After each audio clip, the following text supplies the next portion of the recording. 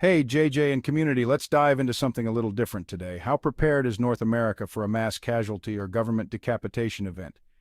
We've got some systems in place, but let's break them down and see where we're falling short.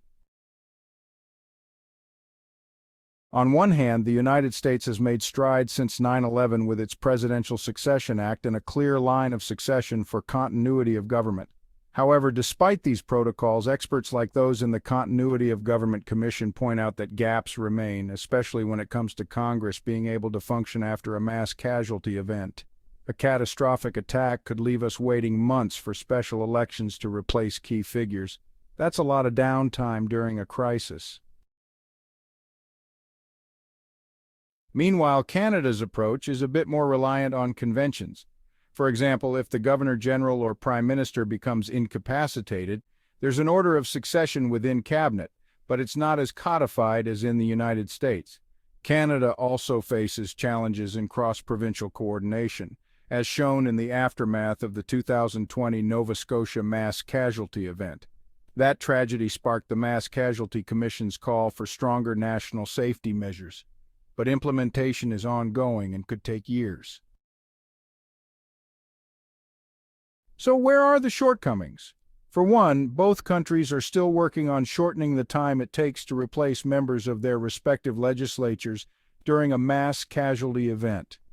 Canada's community-based approach is a positive, but it lacks the speed and decisiveness needed in immediate crises. As for the United States, while the framework exists, the delays in replacing key leaders could create a power vacuum in times of need. Now here's where we need your help.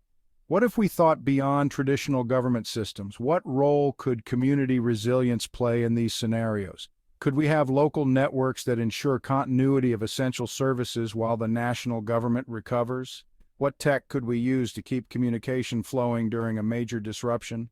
Maybe a decentralized system similar to GhostNet could provide backup when official channels are down?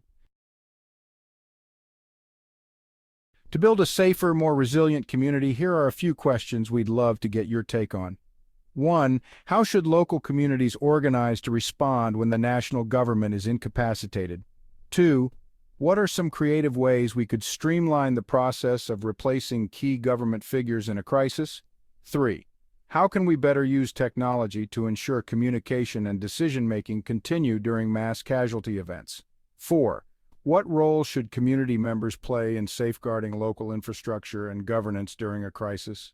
5. Could we adopt new international best practices that other nations are using to enhance continuity in the face of disasters?